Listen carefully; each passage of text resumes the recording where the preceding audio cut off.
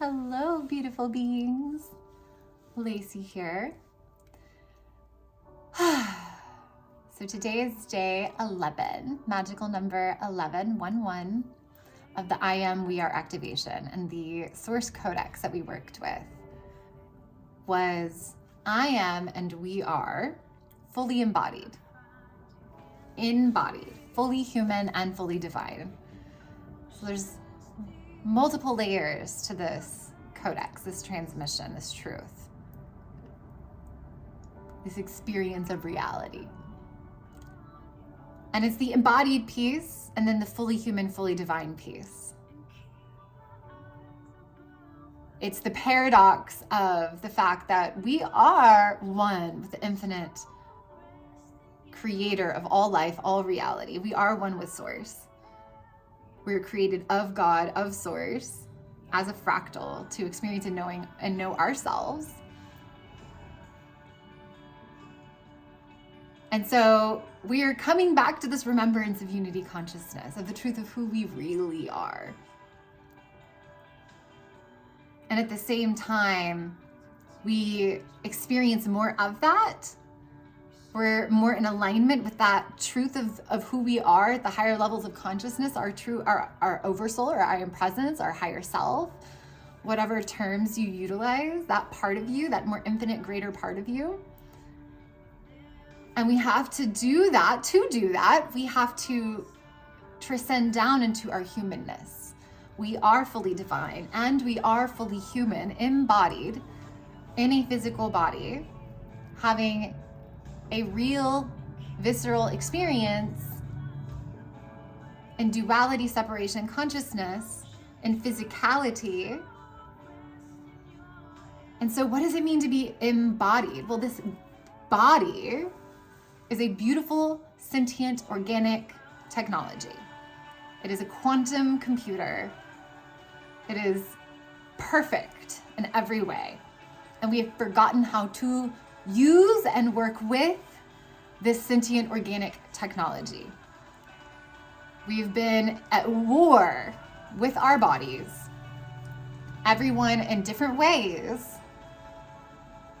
We have judged and abused our bodies, not listened to the intelligence of our bodies, our intuition, and suppressed and repressed our emotions, which are biofeedback from our soul. So we have, in so many ways, disconnected ourselves from the intelligence of this beautiful vessel, our bodies.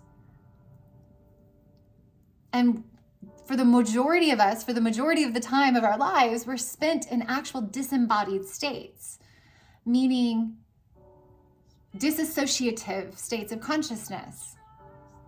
For example, living in the mind rather than in the heart and the body is a form of dissociative consciousness. Why? Because what the mind is doing,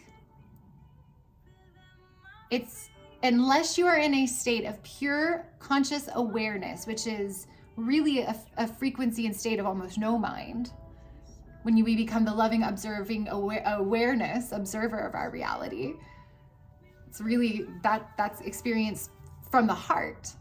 So when you're in the mind, in the monkey mind, in the left hemisphere of the brain, which is where, again, most of us spend most of our time, you are projecting yourself in the past, things that you've experienced, you know to be true, analyzing for threats and information so that you can predict the future because you're deeply afraid of reproducing the past. You're deeply afraid of pain. And so the ego and the mind's programming, its directive, is to constantly be on the lookout for anticipating threats to our survival, things that will bring us pain. So we spend so much time projecting our consciousness into either the past or the future, which is not the present moment, fragmenting our consciousness, siphoning our creative life force energy and power because we can only create in the now moment. We're spending most of our time like an untethered balloon, not anchored, not grounded in the lower chakras, in our body, in our actual physical body, but instead floating up here, out, disassociative. The reality is we're multidimensional beings. We have more than 7 dimensions, 7 layers. We exist in 12 and beyond. And we are if you are here listening to this, you are quite likely very multidimensional, very talented, lots of experiences within all dimensional realities. Like, you're master at this, right? And so it's easy for you to go where you feel safe. And so you'll pop out into higher dimensions of experience or be in the mind rather than in your physical body. And that is states of disassociation, where we are fragmented, our consciousness is existing in multiple different places and spaces, or we are constantly on the lookout for situations, fearful situations, to keep ourselves protected. There's so many different signs of being and living in a dissociated state, untethered, ungrounded, disembodied is what we're talking about here. To know and understand what embodiment means and what it is and what it feels like and why it's so important, we have to understand what the opposite is, which is this form of disembodiment, disassociation, that so many of us are experiencing. Because we have a complete disconnection to our body, disregard of our body, we don't feed it the right things, we don't speak the right words, have the right mindset view towards it, we don't listen to the way in which it's communicating to us through body sensations and emotions. So we have this deep distrust of our body, deep judgment of this body, and oftentimes deep abuse in a lot of ways of this beautiful vessel. So we have to come into right relation with understanding the ways and reasons why and how we become disembodied. The body is so intelligent. The body itself is the subconscious. They are one and the same. The body is the subconscious. And so this subconscious is this elusive thing, all the suppressed, repressed parts of our psyche, yet it is so close to home. We just have disconnected ourselves from the sentient intelligence that is our body. And so we have to come into greater self and personal awareness and deeper connection to this beautiful vessel so that we can truly undergo what is called an embodied ascension, which is what is taking place on this planet right now. We're not ascending up and out of these bodies. There's nowhere to go. We chose to be here. And so what we chose to do is become masterful in bringing the higher states of our consciousness into an embodied, lived way of being, to be integrity, have our actions, our behaviors, the ways in which we show up in the world to be in integrity with our higher self aspects.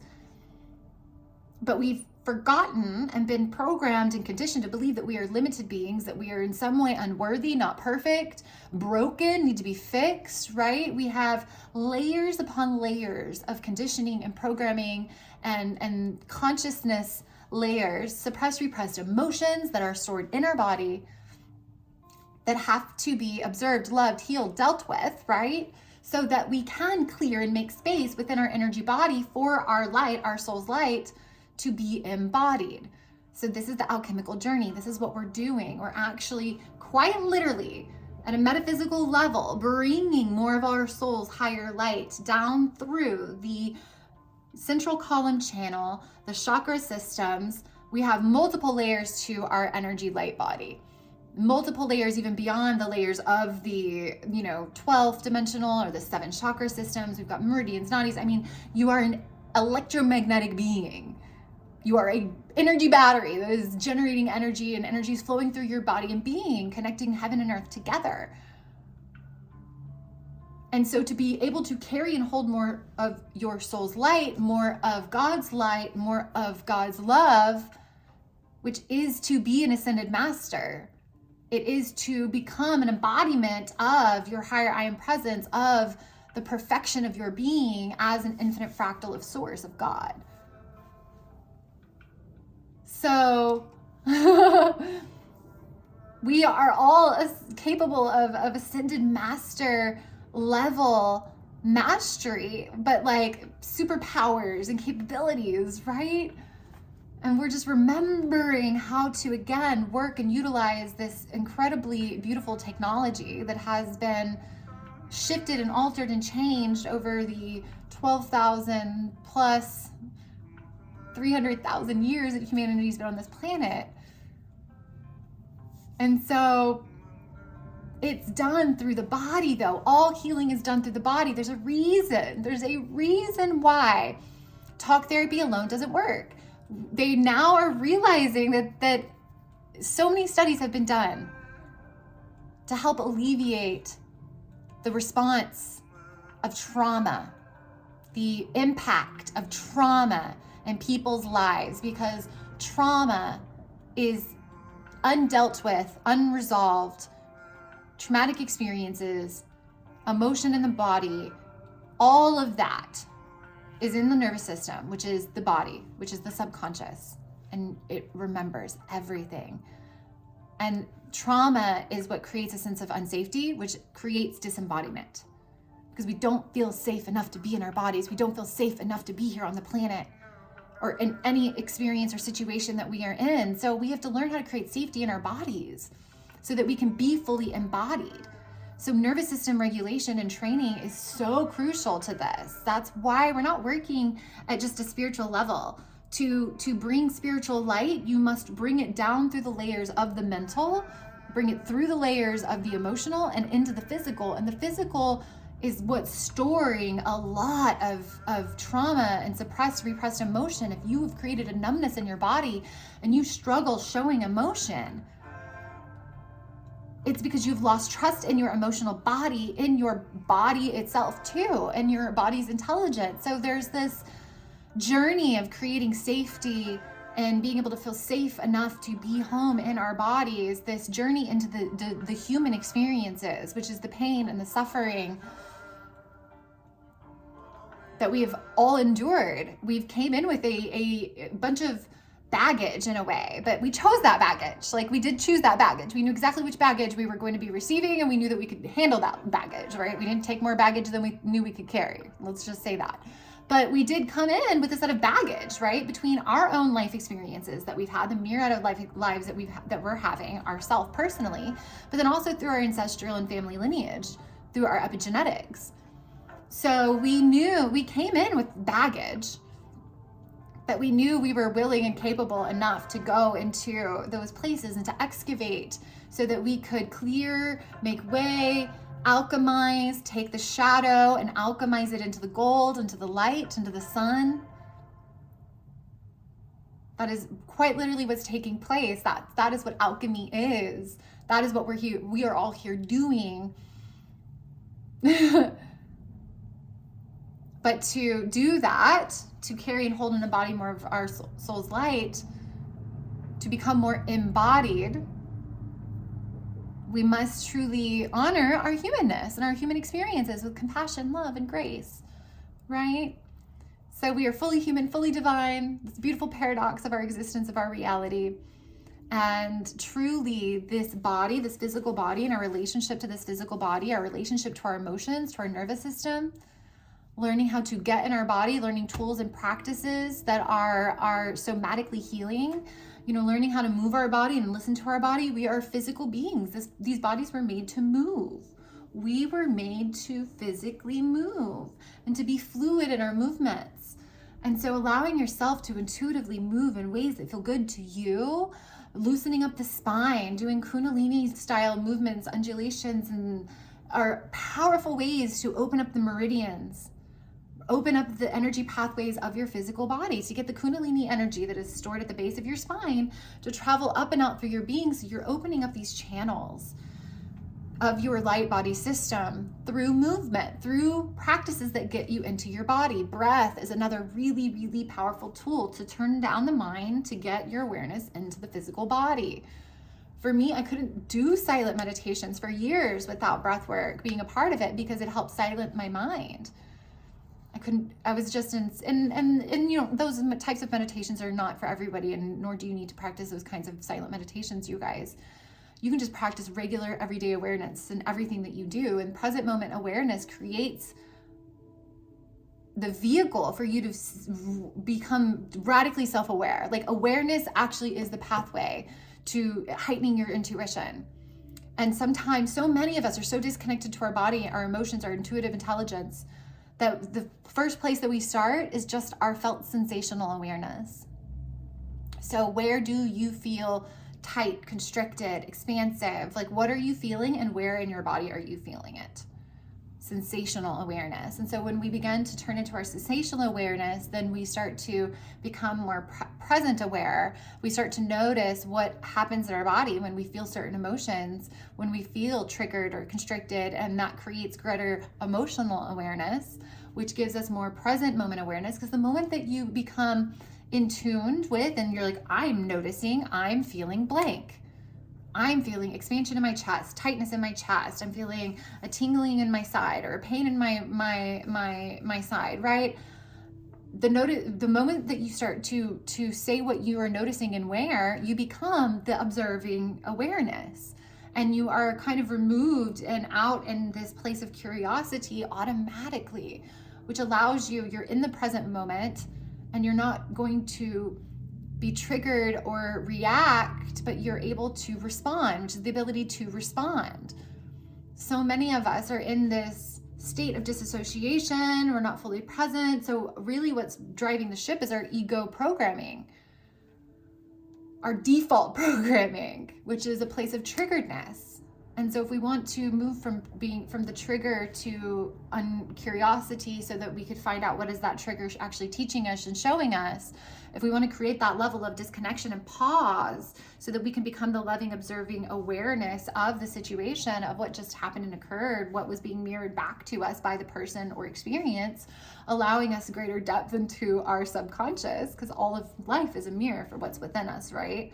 Quite literally everything in your life is an opportunity to be curious, to go deeper into into deeper self-gnosis, literal deeper self-gnosis, to know yourself, what's within you, what's within the layering, the programming. So embodiment, deeper practices for deeper embodiment, awareness, tuning into sensations, utilizing your breath, movement, shaking, right? Incorporating breath and movement together. Kundalini does that really beautifully. So there's a lot of ways, and it takes seconds. You could hum, you could, and I deeply recommend, because this was what I recommended to them at the I Am We Are activation on our session today. I deeply, deeply, deeply recommend that you pick one embodiment practice that you're going to commit to, and when you wake up, the very first thing that you do, because when we go to sleep at night, we are astral traveling, our consciousness is all over the place. And so the best way to come into deeper embodiment, so that you can fully show up for your day as the creator being, creating from your higher state of consciousness rather than creating from the default mode of the ego consciousness, to truly become the creator, the sovereign energetic creator of your life, take 5 minutes in the morning, the very first thing that you do, to get into your body in whatever way feels best for you. And you can just jump up and down, you can wiggle around, you can shake, you can bring in breath and movement, you can do spinal undulations and flows, you could do some yoga, you could dance a little bit, you could sing, whatever you want to do. Believe me, I do a combination of all of those and more. I actually call it, there was a mentor of mine, she called it getting body drunk. And it really is, you're getting body drunk as you just get into your body, and it feels so good. Using breath and movement, just again, awakening those energy pathways and getting your consciousness from the mind, from out here, from the past, the future, from all around into your body, into this present moment, the only moment that matters. The only moment from which you can create your life, your day, your chosen reality from a place of responsibility, the ability to respond rather than reactability. And so again, so many of us live in disassociation and we don't know it. And it's not about doing this one time a day. It's about coming back into regular micro alignments throughout your day, frequency first. How can you come back into your body? How can you create little check-ins? I recommend creating an alert. if you do it with intention, that level of intention, every hour, once an hour, a little alert that comes up that says embodiment practice, energy check, frequency first, clear your energy, get in your body, connect to your heart, right? Like connect to source, connect to the frequency of love, like get into your body. If you do that with a regular alarm every 60 minutes, 90 minutes, whatever feels good to you, it will become an embodied practice where that will just be your natural go-to. Because so often, what I know to be true, this was my experience at least, so often we load up on the information, the tools and the practices, but then we don't actually bring them into embodiment, which is actually using them every day. We have this big toolbox, tool chest, but when things actually happen and shit hits the fan and we're feeling all over the place, we forget what we have in our box. It's all shit to the wind, or however the phrase is. So like, how can we then become more entrained to access those tools that we have at our disposal? Well, we can create little memory reminders and just use those as like little frequency checks throughout your day. And if you don't have to do all, you could pick one practice that you're anchoring at a time and do that practice for 21 days. 21 days throughout the day, and then switch it up to a new practice, and then do that practice for 21 days.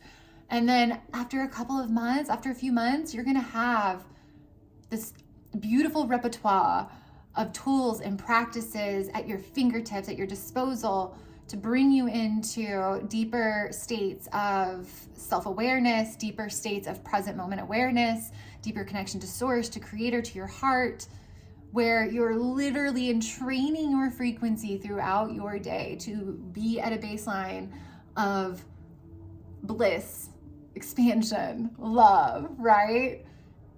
And then that just becomes your baseline, like your natural state of being.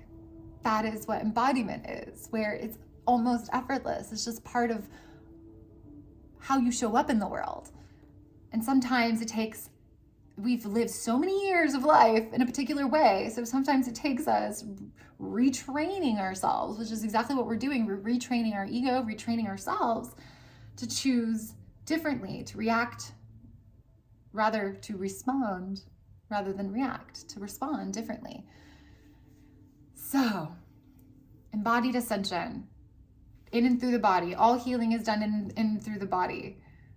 Practices that bring us into our body are crucial. Learning felt sense awareness is a crucial and very key piece to increasing your intuitive awareness and your body awareness, because your body's speaking to you through those little sensations.